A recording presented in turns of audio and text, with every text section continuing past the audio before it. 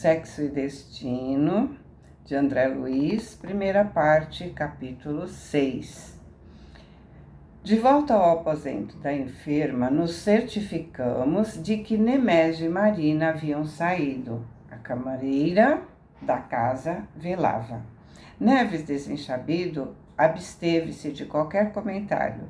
Se retraiu no claro propósito de adormecer impulsos menos construtivos. Recompondo-se, momentos antes, pediu ao irmão Félix que desculpasse o ataque de cólera em que extravasou rebeldia e desespero. Desceu a inconveniência, acusava-se humilde. Foi descaridoso, insensato, penitenciava-se com tristeza. O irmão Félix, com bastante autoridade, se quisesse, poderia demiti-lo do piedoso mistério que invocou, com o objetivo de proteger a filha. Entretanto, pedia tolerância. O coração paternal, no instante crítico, não se viu preparado, de modo a escalar o nível de desprendimento preciso, declarava com amargura e desapontamento. Porém, Félix o abraçou com intimidade e, sorridente, ponderou que a edificação espiritual, em muitas circunstâncias, inclui explosões de sentimento, com trovões de revolta e aguaceiros de pranto, que acabam descongestionando as vias da emoção. Então, muitas vezes, para aprendermos, precisamos passar por explosões de sentimentos, trovões de revolta, muito choro, que vão limpar as nossas emoções. Que Neves esquecesse e recomeçasse. Para isso, contava com os talentos da oportunidade, do tempo. Obviamente, por isso, o sogro de Nemésio ali se achava agora diante de nós, transformado e solícito. Por indicação do paciente amigo que nos orientava, formulou uma prece enquanto ministrávamos socorro magnético à doente. Beatriz gemia. No entanto, Félix se esmerou para que se aliviasse e dormisse, providenciando ainda para que não se retirasse do corpo sob a hipnose habitual do sono. Esclareceu que, por enquanto, não lhe convinha se afastar do veículo fatigado, em virtude dos órgãos profundamente enfraquecidos, desfrutaria penetrante lucidez espiritual e não seria prudente arremessá-la de chofre a impressões demasiado ativas da esfera diferente para a qual se transferiria, muito em breve. Seria aconselhável a mudança progressiva, gradual de luz, graduação de luz intensificando-se a pouco e pouco. Percebam que ele estava fortalecendo o espírito e o corpo. Não estavam ajudando a separar o espírito do corpo. Era preciso fortalecer o corpo para que ela ainda aproveitasse momentos, oportunidades de aprendizagem.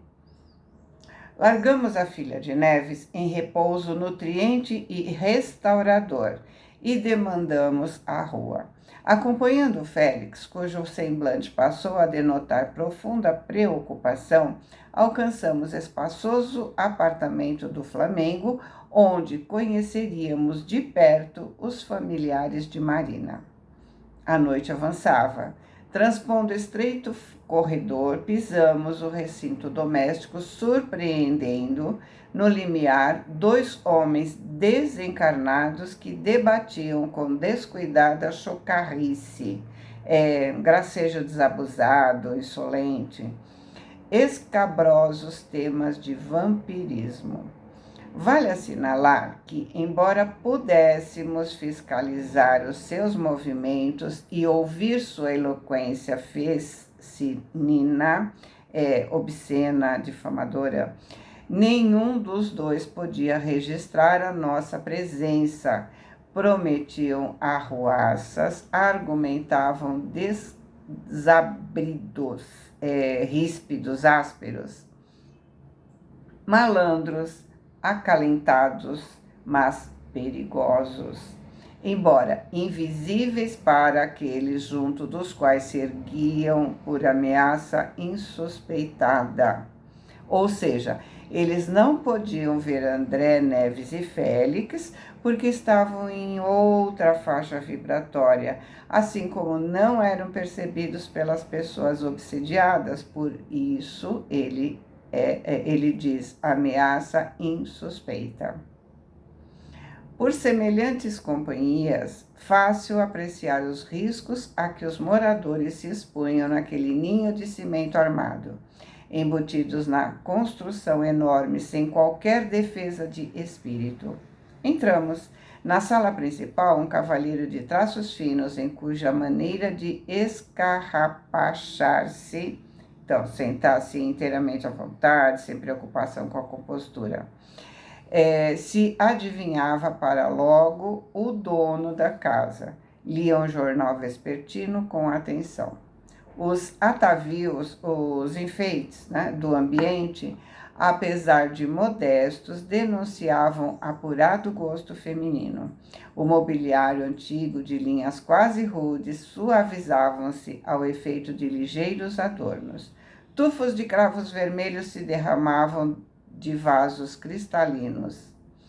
Harmonizavam-se com as rosas da mesma cor, habilmente desenhadas nas duas telas que pendiam na parede, revestidas de amarelo dourado.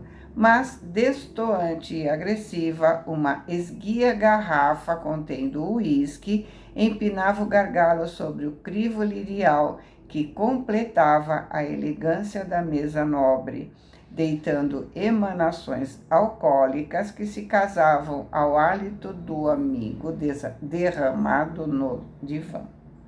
Félix encarou-o, manifestando a expressão de quem se atormentava piedosamente ao vê-lo, e indicou a nós: temos aqui o irmão Cláudio Nogueira, pai de Marina e tronco do lar. Fisguei-o de relance. Me pareceu o hospedeiro involuntário, um desses homens maduros que se demoram na quadra dos 45 janeiros, esgrimindo a bravura contra os desbarates do tempo. Rosto primorosamente tratado, em que as linhas firmes repeliam a notícia vaga das rugas, cabelos penteados com distinção, unhas polidos, pijama impecável.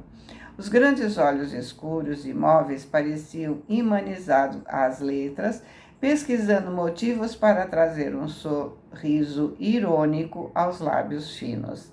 Entre os dedos da mão que descansava à beira do sofá, o cigarro fumegante, quase rente ao tripé anão, sobre o qual um cinzeiro repleto era silenciosa advertência contra o abuso da nicotina. Então, pela descrição, nós temos uma pessoa cercada de 2 obsessores num ambiente exalando álcool e nicotina. Nos detínhamos, curiosos, na inspeção, quando sobreveio o inesperado. Diante de nós, ambos os desencarnados infelizes que surpreendemos à entrada, surgiram de repente, abordando Cláudio e agiram sem cerimônia. Um deles tateou um dos ombros e gritou insolente: beber, meu caro, quero beber. A voz escarnecedora, de desprezo, né, agredia nossa sensibilidade auditiva. Porém, Cláudio não pescava o seu mínimo som, mantinha-se atento à leitura, inalterável. Mas, se não possuía tímpanos físicos para qualificar a petição, trazia na cabeça a caixa acústica da mente sintonizada com o apelante. O assessor inconveniente repetiu a solicitação algumas vezes, na atitude de hipnotizador que insufla, que influi o próprio desejo, reafirmando uma ordem. O resultado não se fez demorar. Vimos o paciente desviar-se do artigo político em que se entranhava. Ele próprio não explicaria o súbito desinteresse de que se notava cometido pelo editorial que apossou da sua atenção. Beber, beber. Cláudio abrigou a sugestão, convicto de que se inclinava para um trago de uísque exclusivamente por si, Então, ele parou a leitura que o estava interessando e foi beber, achando que estava indo por livre e espontânea vontade, quando, na verdade, ele foi induzido pelo espírito que estava em sintonia com ele. O pensamento se transformou rápido, como a usina cuja corrente se desloca de uma direção para outra, por efeito de nova tomada de força. Beber, beber. E a sede de aguardente se articulou na sua ideia, ganhando forma. Sua mucosa pituitária se aguçou como que mais fortemente impregnada do cheiro acre que vagueava no ar. O assistente malicioso coçou brandamente os seus gorgomilhos, a sua garganta. O pai de Marina sentiu-se apoquentado, indefinível secura constringia sua laringe. Desejava tranquilizar-se. O amigo sagaz percebeu sua adesão subentendida e se colou a ele. De começo a carícia leve, depois a carícia agasalhada, o abraço envolvente e depois do abraço de profundidade, a associação recíproca. Então, chegou de leve, se associou a ele numa associação por sintonia. E ele diz, ambos se integraram em exótico sucesso de enxertia fluídica. Então, lembrando que na enxertia, a planta colada junto da outra passa a se alimentar através da planta que está no solo. Era o que estava acontecendo. O desencarnado se juntou ao encarnado de tal forma que passou a absorver o que o outro estava sorvendo. É o que acontece no que chamamos de incorporação. Ou seja, ninguém se apossa do corpo do outro, apenas se aproxima a tal ponto que um sente o que o outro está sentindo. Em várias ocasiões, estudei a passagem do espírito exonerado do envoltório carnal para a matéria espessa. Eu mesmo, quando me adaptava de novo ao clima da espiritualidade após a última desencarnação, analisava impressões ao transpor maquinalmente obstáculos e barreiras terrestres, recolhendo nos exercícios feitos a sensação de quem rompe nuvem de gases condensados. No entanto, ali se produzia algo semelhante ao encaixe perfeito. Cláudio Homem absorvia o desencarnado como sapato que se ajusta ao pé. Os dois se fundiram como se morassem eventualmente num só corpo. Altura idêntica, volume igual, movimentos sincrônicos, identificação positiva. Então, por isso, ele comparou a enxertia, era um encaixe perfeito. Levantaram-se a um tempo e giraram, integralmente incorporados um ao outro na área estreita, arrebatando o delgado frasco. Não conseguiria especificar de minha parte a quem atribuiu o impulso inicial de semelhante gesto. Se a Cláudio que admitia a instigação, o estímulo, o impulso, ou se o obsessor que a propunha. A talagada rolou através da garganta que se exprimia por dualidade singular. Ambos os dipsômanos, as pessoas que têm desejo de ingerir bebida alcoólica, né? Então, ambos os dipsômanos estalaram a língua de prazer em ação simultânea. A dupla se desmanchou e Cláudio, desembaraçado, se dispunha a sentar, quando o outro colega, que se mantinha à distância, investiu sobre ele e protestou. Eu também quero. A sugestão que esmorecia, que enfraquecia no seu ânimo, se reavivou. Absolutamente passivo diante da incitação que o assaltava, reconstituiu mecanicamente a impressão de insaciedade. Bastou isso e o vampiro sorridente se apossou dele, repetindo-se o fenômeno da conjugação completa. Encarnado e desencarnado se justapondo, duas peças conscientes reunidas num sistema irrepreensível de compensação mútua. Me aproximei de Cláudio para avaliar com imparcialidade até onde ele sofreria mentalmente aquele processo de fusão. Então, com imparcialidade, ou seja, sem julgamento, André estava tentando ver até onde existia livre-arbítrio e até onde existia coação. Logo me convenci de que continuava livre no íntimo, não experimentava qualquer espécie de tortura a fim de se render. Hospedava o outro, simplesmente aceitava a sua direção, entregava-se por deliberação própria. Nenhuma simbiose em que se destacasse por vítima. Associação implícita, mistura natural, ou seja, ele não está sendo obrigado, embora a sugestão seja do outro, ele está fazendo o que ele gosta. A sintonia é perfeita.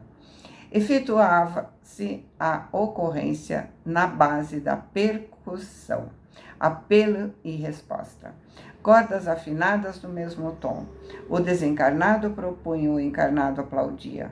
Num deles o pedido, no outro a concessão, ou seja, em sintonia perfeita.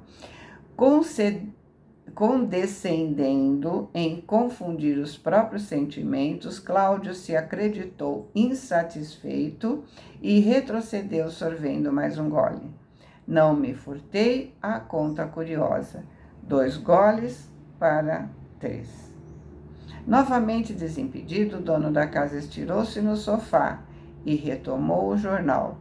Os amigos desencarnados retornaram ao corredor de acesso, caçoando, sarcásticos, e Neves, respeitoso, consultou sobre a responsabilidade. Como situar o problema? Se vimos Cláudio aparentemente reduzido à condição de um fantoche, como proceder na aplicação da justiça? Se ao invés de embriaguez estivéssemos diante de um caso criminal, se a garrafa de uísque fosse uma arma determinada para insultar a vida de alguém, como decidir? A culpa seria de Cláudio, que se submetia, ou dos obsessores que o comandavam? O irmão Félix esclareceu tranquilo. Ora, Neves, você precisa compreender que nos achamos à frente de pessoas bastante livres para decidir e suficientemente lúcidas para raciocinar. No corpo físico ou agindo fora do corpo físico, o espírito é senhor da constituição de seus atributos. Responsabilidade não é título variável. Tanto vale numa esfera quanto nas outras. Cláudio e seus companheiros, na cena que acompanhamos, são 3 consciências na mesma faixa de escolha e manifestações consequentes. Todos somos livres para sugerir ou assimilar isso ou aquilo. Se você fosse convidado a partilhar de um roubo, de certo recusaria. E na hipótese de abraçar a calamidade, em são juízo, não conseguiria desculpar-se. Ou seja, os 3 estão em sintonia. Não existe algoz, ninguém está impondo nada, não existe vítima coitada que não sabe o que está fazendo. Temos nosso livre-arbítrio, temos nossa vontade. Portanto, assimilamos ou não a indução de espíritos encarnado ou desencarnado, se quisermos. A vontade é nossa. A sintonia é nossa, tanto para fazer o que não deveríamos, quanto para nos sintonizar com espíritos que podem nos ajudar a crescer. O mentor se interrompeu, voltando a refletir após momento rápido. Hipnose é tema complexo, reclamando exames e reexames de todos os ingredientes morais que lhe digam respeito. A alienação da vontade tem limites. Chamamentos campeiam em todos os caminhos. Experiências são lições e todos somos aprendizes. Aproveitar a convivência de um mestre ou seguir um malfeitor é deliberação nossa, cujos resultados colheremos. Ou seja, Muitas vezes não admitimos nem para nós mesmos, mas a vontade de fazer é nossa. Não existe hipnose capaz de nos obrigar a fazer o que não queremos. Portanto, temos que entender a questão da sintonia. Se já fosse uma etapa vencida, ninguém nos levaria a fazer o que fosse contra a nossa vontade. Verificando que o orientador se apressava em terminar os esclarecimentos sem mostrar o mínimo propósito de afastar as entidades vazias que pesavam no ambiente, Neves voltou à carga, ou seja, Neves insistiu no intuito louvável do aluno que deseja complementar a lição. Pediu vênia para retornar ao assunto da hora. Recordou que, sob o teto do genro, o irmão Félix se esmerava na defesa contra aquela casta de gente.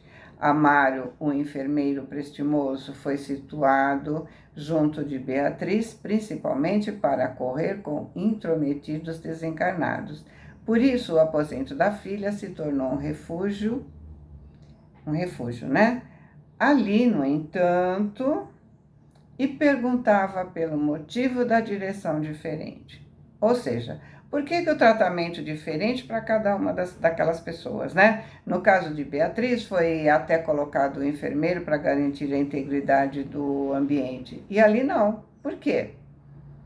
Félix expressou no olhar a surpresa do professor, que não espera apontamento assim argucioso por parte do discípulo, e explicou que a situação era diferente.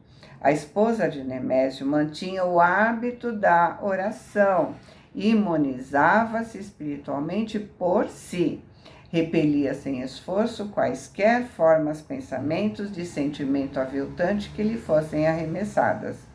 Além disso, estava enferma, em vésperas da desencarnação. Deixá-la à mercê de criaturas insanas seria crueldade. Garantias concedidas a ela erguiam-se justas, ou seja, ela tinha merecimento. Mas e Cláudio? Insistiu Neves. Por acaso não merecerá fraterna demonstração de caridade a fim de se livrar de tão temíveis obsessores? Félix sorriu francamente, bem-humorado, e explicou. Temíveis obsessores é a definição que você dá. E continuou. Cláudio desfruta excelente saúde física, cérebro claro, raciocínio seguro, é inteligente, maduro, experimentado, não carrega inibições corpóreas que o recomendem a cuidados especiais. Sabe o que quer. Possui materialmente o que deseja. Permanece no tipo de vida que procura. É natural que esteja respirando a influência das companhias que julgue aceitáveis. Retém liberdade ampla e valiosos recursos de instrução e discernimento para se juntar aos missionários do bem que operam entre os homens, assegurando edificação e felicidade a si mesmo. Se ergue para os convidados da própria casa, os companheiros se elege para convidados da própria casa, os companheiros que acabamos de ver, é assunto dele. Ou seja, livre-arbítrio, afinidade. Enquanto nos arrastávamos tolhidos pela carne, não nos ocorria a ideia de expulsar da residência alheia as pessoas que não se harmonizassem conosco. Agora, vendo o mundo e as coisas do mundo de mais alto, não será cabível modificar semelhante modo de proceder.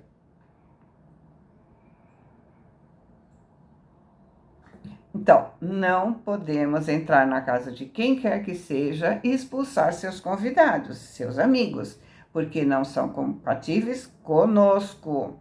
A casa é dele, não é nossa. É como dizer as pessoas que têm pets, né? Como as pessoas que têm pets falam, né? Se você está na minha casa, se meu pet te incomoda, saia você. Meu pet está na casa dele. Não temos o direito de nos intrometer na vida do outro. Intromissão não é caridade. Tem uma história italiana que chegou às minhas mãos nessa semana que eu acho que ilustra bem o assunto. É a história de um monge e o crucificado. Ela diz o seguinte: um monge chamado Serafino pediu insistentemente ao Senhor para tomar seu lugar na cruz, porque queria comparticipar de toda a função do Cristo. Um dia o crucificado aceitou, mas com um pacto.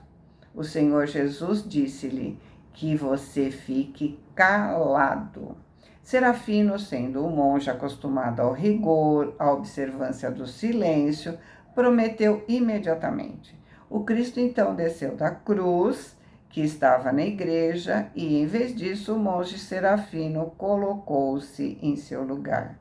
Um homem rico veio rezar e, enquanto orava, a bolsa de dinheiro caiu. Ele levantou-se para sair e Serafino, que tinha visto, quis dizer-lhe que a bolsa tinha caído. Mas ele comprometeu-se a silenciar e por isso ficou em silêncio. Logo após, um pobre homem entrou e começou a orar, mas seus olhos caíram sobre aquela bolsa de dinheiro. Ele olhou em volta, não havia ninguém para vê-lo, pegou a bolsa, colocou no bolso e fugiu. Serafino queria dizer-lhe que não deveria levá-la porque não era dele, mas se comprometeu a ficar quieto e, portanto, se calou. Então veio um jovem que devotadamente colocou-se de joelhos ao pé do crucifixo, pedindo ajuda e proteção, porque estava prestes a viajar pelo mar. Naquele momento, o homem rico, com guardas, veio dizendo que tinha deixado a bolsa de dinheiro na igreja. A única pessoa presente era aquele jovem, e os guardas o levaram e o prenderam. Nesse ponto, Serafino não pôde mais ficar quieto e gritou: ele é inocente.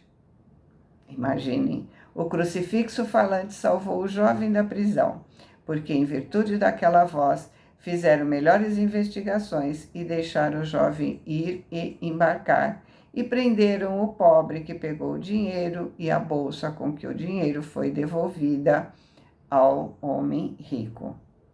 À noite, o Cristo voltou com o rosto triste e repreendeu severamente Serafino. Não agiste corretamente. Mas como, senhor? Eu disse para você ficar de boca fechada. Mas eu corrigi os erros, fiz justiça. Então, o Senhor disse: não, Serafino, você fez tudo errado. Seu compromisso era ficar em silêncio, você prometeu. Em vez disso, falando, você arruinou minha ação.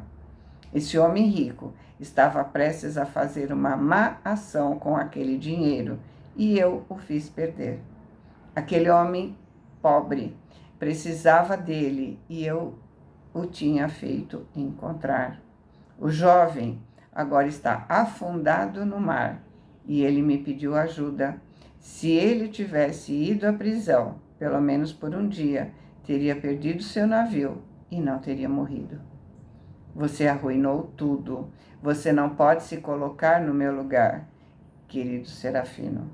Mesmo sendo você um monge e se considere avançado na vida espiritual, a minha providência orienta as coisas melhor do que você, ainda quando parecem dar errado. Então, essa história nos mostra o quanto ainda estamos longe de compreender os acontecimentos da nossa vida, que muitas vezes parecem contrários aos nossos interesses. Precisamos ter em mente que a nossa pseudo-caridade pode ser uma intromissão, que é o que ele está falando, né? É o que Neves estava querendo fazer naquele momento. Queriam colocar os dois para fora, sem saber por que eles estavam ali, sem saber a importância deles estarem ali juntos. Vamos voltar ao texto? Ele dizia: temíveis obsessores. É a definição que você dá. E continuou, né? Cláudio desfruta excelente saúde física, cérebro claro, raciocínio seguro, é inteligente, maduro, experimentado, tarará, né?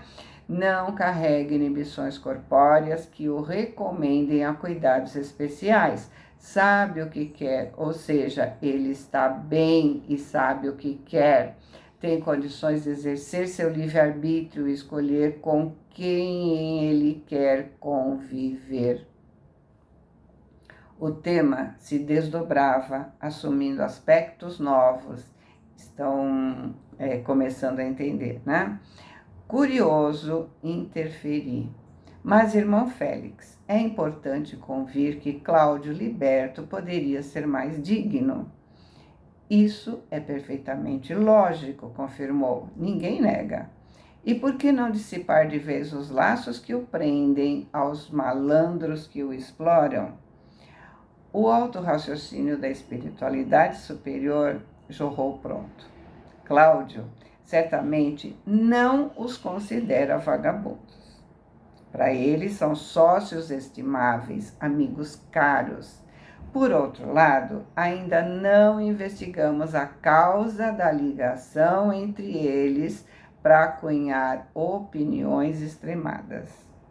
As circunstâncias podem ser saudáveis ou enfermas, como as pessoas, e para tratarmos um doente com segurança, há que analisar as raízes do mal e confirmar os sintomas, aplicar medicação e estudar efeitos. Aqui vemos um problema pela rama, pelo alto da situação, né? Não o todo. Quando terá nascido a comunhão do trio, os vínculos serão de agora ou de existências passadas. Nada legitimaria um ato de violência de nossa parte com o intuito de separá-los a título de socorro. Isso seria o mesmo que apartar os pais generosos de filhos ingratos, ou cônjuges nobres de esposos ou esposas de condição inferior.